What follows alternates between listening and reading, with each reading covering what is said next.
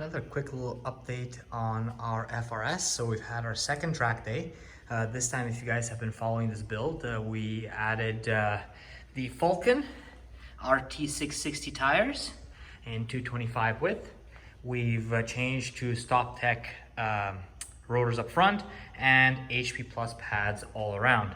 Reflushed the brake fluid with the RBF 660, and we got the G-Ready KW, basically variant 2 coilovers in with camber bolts, and they have camber plates at the top as well, and dialed in about 2.5 degrees of negative camber up front, about 2 degrees of negative camber in the rear, and went back to the track. And the results, well, the results were very good.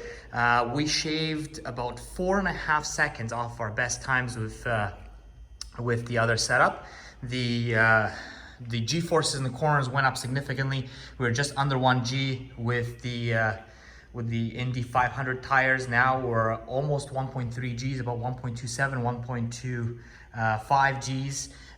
The speeds on the main straight went up by 10 kilometers an hour. So that's about 6 miles an hour extra top speed. And that came from two places. Well, one of the places was we had more grip from the tires, and with the additional grip, we were able to exit the last corner before the main straight faster.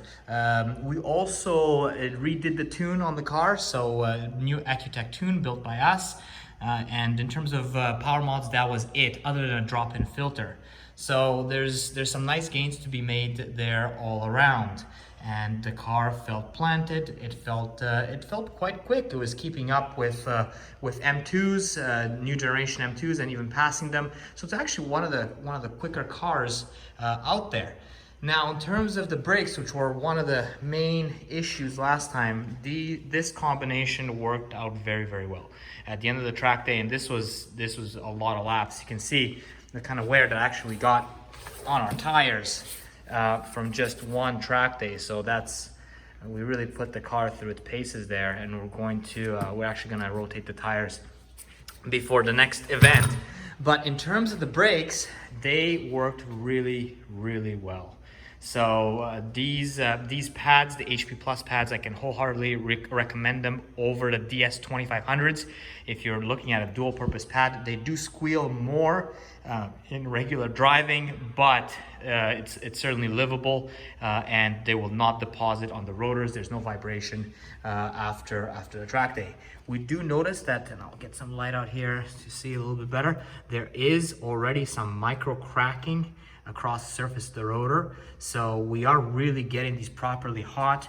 And of course we have our brake ducts from the GT3 here helping things out with a cutout in the heat shield there to get some air, as much air as possible to them. But the track is very, very heavy on brakes, and these stood up just fine, no fade, no issue. And we're going to just rebleed, run the same pads and rotors for our next session.